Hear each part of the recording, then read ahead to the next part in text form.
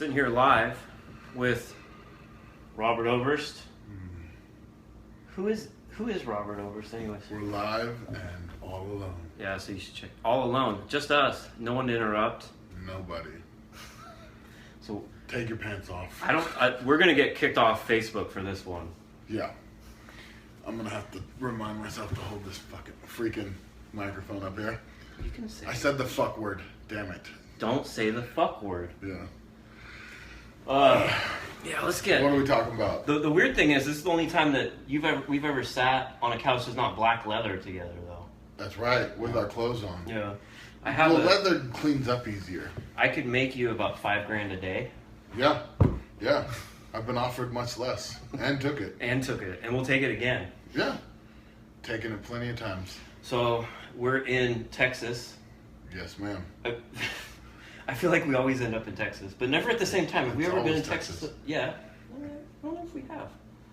I don't know. You're always coming and I'm going. I think they've always been scared to have us both at the same time, in the same place at the same time together. Right. It's too much beauty and power all in one package. It's definitely too much. Something like that. So, we're International Strongman 1. Yeah. Yep. Here we are, International Strongman 1. We going tomorrow. Yeah, going at the Harley Davidson dealership in New Braunfels. Yep. I think it's New Braunfels. New Braunfels. But, yeah. That's why I keep him around. He corrects me on everything. Yeah. So just like a good wife does. we swap who's who, though. You didn't even finish that because you got so uncomfortable. So, yeah, IFS1. We get going tomorrow. Checked out the implements today. Saw the field, saw everything. It looks cool. Your phone has a low battery. Of course it does. So we'll have to make this quicker than normal. Yeah, it never takes more. Nah, no, 5 to 10 minutes. Yeah. We'll prolong it. You'll edge a little bit. Yeah. So, how do you find out about this show? I found out about the show because there was a post about it, and Kalle sent it to me. So I knew who was putting it on, and then I called him up and I said I'd like to do it. And he said, yeah, and I'm competing. He said, yeah, you are. So came, I'm here. That's the story. Ready to rock. And because we were looking for a new show for you to do after North Carolina. That was like your first content. People are like, oh, you haven't been competing when you went to North Carolina, but you competed within like 6 months of that. It's weird. Yeah. Because you did Worlds, right? Those were one before that, right? Yeah, I think when you get hurt, I don't know. People talk about stuff all the time. So, yeah, I competed in Africa not too long before that. There was a big difference in how people saw it because I lost so much weight, and I think people like to run with the rumor mill. So. Yeah. Well, it's the same thing. Like Zadrunas got lean, and they're like, he must be retired. Right. Like you have to be like fat to do strongman. Yeah. Well, that's the old method, and we'll see tomorrow if that's true or not. It's a perception.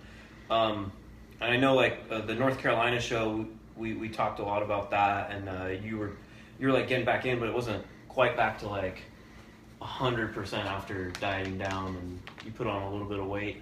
Yeah.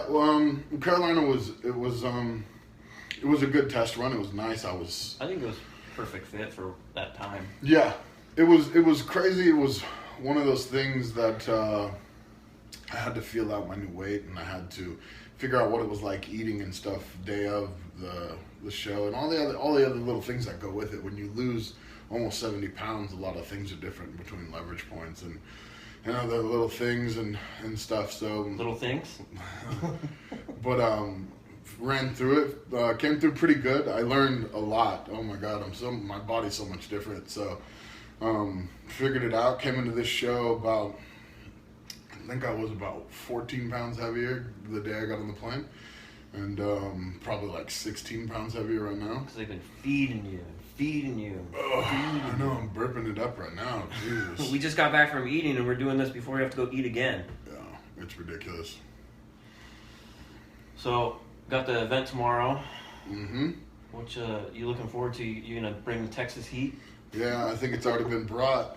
It's not bad today. Today's nice. It's cloudy, but I'm prepared for the heat, so I don't really care. I'm not worried about it. We'll see how it goes. I like that we're opening up with a truck pull. So Yeah, started off with a bang. truck pull being the first event changes things because it's probably one of the most gassing events in strongman. Yeah. So especially out in the sun, the heat, there's gonna be a lot of people, make it even hotter. Right. You know, big crowd. So then it's like everything's affected after that. So yeah, it definitely, like the event order can change, you know, and the momentum too. Right. Like if someone has like a strong event to start, it's hard, you know, it's hard to come back from. Yeah. Yeah. And then I'm like in the way. I think I said that backwards. Yeah. You know what I mean. I think if you're prepared for it the right way, then you know, that'll show. That'll show in this show. That will show in this show. Yeah. That'll show pretty well. So what, when you saw the events, you saw this. What was the biggest change you did in your training versus like when, you know, what you've done in the past, or I guess even since you were just losing the weight? Well, there wasn't a huge change other than the fact that I started working deadlift. Like, you wrote out my deadlift program, and softball out there. Yeah, I gotcha. And you know, we worked on that specifically, and it's helped a lot. So everything else was pretty similar. I added in a ton of truck pull. I work out at Haugen's gym, The training hall. and so I've been prepped very well for the show. Yeah, so I think that's about all that needs to be said. Other than all the nasty things, what do you do the night before a show? Sleep, man. Nothing. If I had it my way, I'd already be asleep, but it's like 2:00 in the afternoon. I think you are asleep right now. I'm half asleep. Yeah. I'm done eating for like the rest of the week. Dude, I think I could leave. I could be done. I could go home from Texas, not eat for a month. I'd still be burning it off. It's crazy. It's crazy to see all the other guys that are at every single meal eating big old plates of food. Like, I used to be like that, and I'm like, fuck. That's intense. Wow. Do you like to use machines to failure with light weights, or do you prefer heavy weights? What do you prefer? Not. I think you prefer just to go get a pump. That's what's more fun.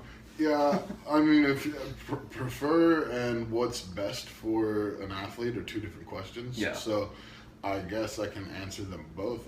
What's best for an athlete, in my opinion, is going heavy and then going to Yeah, back and back down, doing some drop sets. yeah, like a triangle effect sort of thing, and hitting a bunch of reps. But if you're just training for fun and for aesthetics, then heavy is not really necessary. Yeah, especially if you've built up a good base of strength, anyways. Yeah. Yeah. Well, I mean, it depends. Like, if strength is not part of your game plan, then I mean, everybody else just wants to look good naked. So, someone just asked, they said they're watching it work and it's the most professional thing they've done all day on a Friday.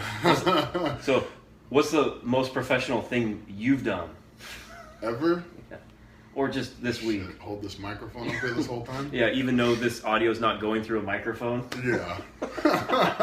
It's like, even when doing the professional thing, it's not very professional. No. It's like fake. Janky. Yeah. It's like, well, all right, well, we're done with the strongman casting couch. Yeah. I think we got another question.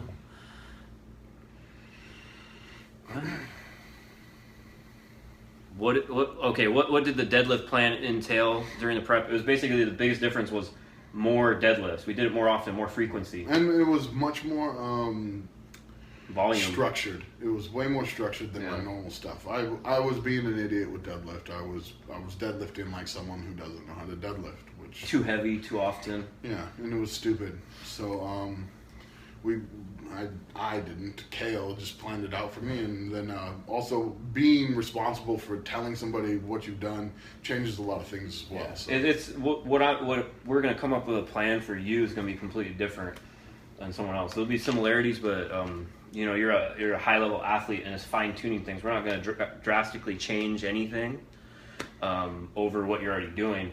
The main thing, we just added 2 deadlifts a day.